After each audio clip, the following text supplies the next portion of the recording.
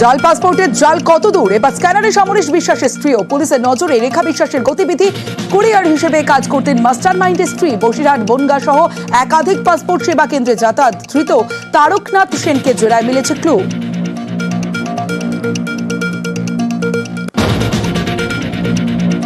তপসিয়ায় সভারাদের হাহাকার। কালো ভস্মীভূত ডিএন দে রোড লাগোয়া বস্তি পুড়ে ছাই 122টি ঝুপড়ি। আগুনের গ্রাসে সর্বস্ব। দুর্ভোগ বাড়িয়েছে বৃষ্টি। স্থানীয় স্কুলেই ঠাঁই শিশু মহিলাদের।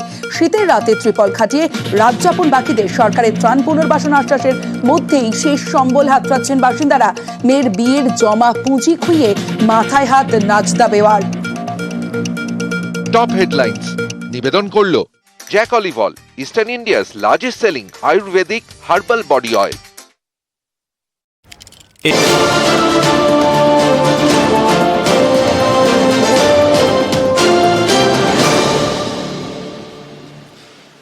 তৃণমূল নেতৃত্ব মঞ্চ থেকে বারবার বলেন যে একটা মহাজোট তৈরি হচ্ছে, ভিতরে ভিতরে একটা যোগসূত্র রয়েছে বাম, কংগ্রেস, বিজেপির।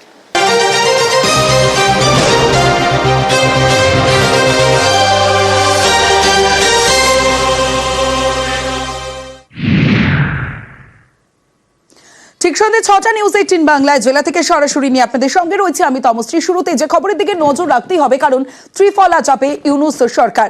বিএনপি, জামাত থেকে গণ অধিকার পরিষদ সবাই এখন বাংলাদেশের ভোটের দাবি তুলছে। হাসিনা সরকার বিরোধী আন্দোলনকারীদের দ্রুত ভোটের দাবি। দেশের মধ্যেই আস্থা হারাচ্ছে ইউনূসের তদারকি সরকার, এই প্রশ্ন কিন্তু উঠছে।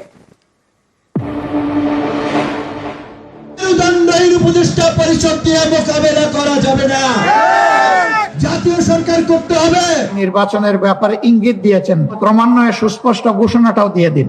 ঘোষণাটা হলে এদেশের মানুষের মধ্যে একটা আস্থা তৈরি হবে যে এই সরকার আবার মঈন ফখরের সরকারের মতো নতুন দল গঠন করে ক্ষমতায় বসার অভিলাষ প্রকাশ করবে না। ইলেকশন কমিশন গঠন হয়ে গেছে, সুতরাং ইলেকশন পরিচালনা করবার, কন্ডাক্ট করবার জন্য তার প্রস্তুতি নেওয়ার তো সেই ধরনের আর কোনো প্রবলেম তো নাই। এবার বাংলাদেশের নির্বাচিত সরকার গঠনের দাবি। গণ অধিকার পরিষদ থেকে জামাত, বিএনপি সবারই এক সুর। দ্রুত ভোট করাতে হবে, তদারকি সরকার সরিয়ে নির্বাচিত সরকার গঠন করতে হবে। এতেই চাপ বাড়ছে বাংলাদেশের ইউনূস সরকারের। গত অগস্ট থেকে বাংলাদেশে চলছে মোহাম্মদ ইউনূসের তদারকি সরকার। হাসিনার সরকার ফেলে এই সরকার গঠনের পিছনে বড় ভূমিকা ছিল বিএনপি, জামাতের। তারাই এখন বাংলাদেশে দ্রুত ভোটের দাবি তুলেছেন। তাহলে কি তদারকি সরকারের কার্যকলাপে ভরসা রাখতে পারছে না বিএনপি, জামাত? কিছুটা চাপে পড়ে বিজয় দিবসের বক্তৃতায় ভোটের কথা শোনা যায় ইউনূসের গলায়। 2025 সালের শেষ দিক থেকে 2026 সালের প্রথমার্ধের মধ্যে নির্বাচনের সময় নির্ধারণ করা যায়। এতেও ড্যামেজ কন্ট্রোল হচ্ছে না। এত দেরিতে কেন ভোট হবে প্রশ্ন তুলছেন বিএনপি থেকে জামাত নেতারা।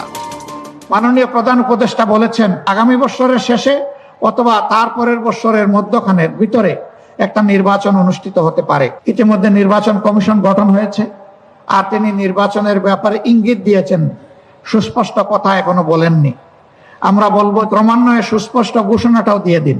ঘোষণাটা হলে এদেশের মানুষের মধ্যে একটা আস্থা তৈরি হবে যে এই সরকার আবার মঈন ফখরের সরকারের মতো নতুন দল গঠন করে ক্ষমতায় বসার অভিলাষ প্রকাশ করবে না। 25-এর শেষের দিকে অথবা আপনার 26-এর প্রথম দিকে চিফ অ্যাডভাইজার বলেছিলেন, আর উনি বলছেন যে জুনের মধ্যে নির্বাচন হবে। তো এক্স্যাক্টলি আমরা বুঝতে পারছি না যে কোনটা সঠিক। আমাদের দৃষ্টিভঙ্গি খুব পরিষ্কার। আমরা মনে করি যে আপনার এই ফ্যাসিবাদী হাসিনা সরকারের অধীনে যতগুলো নির্বাচন হয়েছে সমস্ত নির্বাচনগুলো অবৈধ হয়েছে। হাসিনায় না খুশ মোহাম্মদ ইউনূসের সরকারের বিরুদ্ধেও সরব। বাংলাদেশের প্রধান উপদেষ্টার দায়িত্ব পেয়ে পাকিস্তানের সঙ্গে কূটনৈতিক সম্পর্ক মজবুত করার চেষ্টা করছেন মোহাম্মদ ইউনূস। কয়েক মাসের মধ্যে শাহবাজ শরীফের সঙ্গে মোহাম্মদ ইউনূসের 2 বার বৈঠক হয়েছে। কিন্তু আগে তো ঘর সামলাতে হবে। হাসিনা বিরোধী রাজনৈতিক দলগুলোই এখন চাপ বাড়াচ্ছে তদারকি সরকারের উপর। মেরুদণ্ডহীন উপদেষ্টা পরিষদ দিয়ে মোকাবেলা করা যাবে না। আপনারা যদি সহায়তা দিতে ব্যর্থ হন, জানুয়ারিতে আমরা প্রধান উপদেষ্টার কার্যালয় ঘেরাও করবো। মাজা ভাঙ্গা, কোমর ভাঙ্গা মেরুদণ্ডহীন উপদেষ্টা পরিষদ দিয়ে মোকাবেলা করা যাবে না, জাতীয় সরকার করতে হবে। তারা শুনলেন না। নিউজ 18 বাংলা।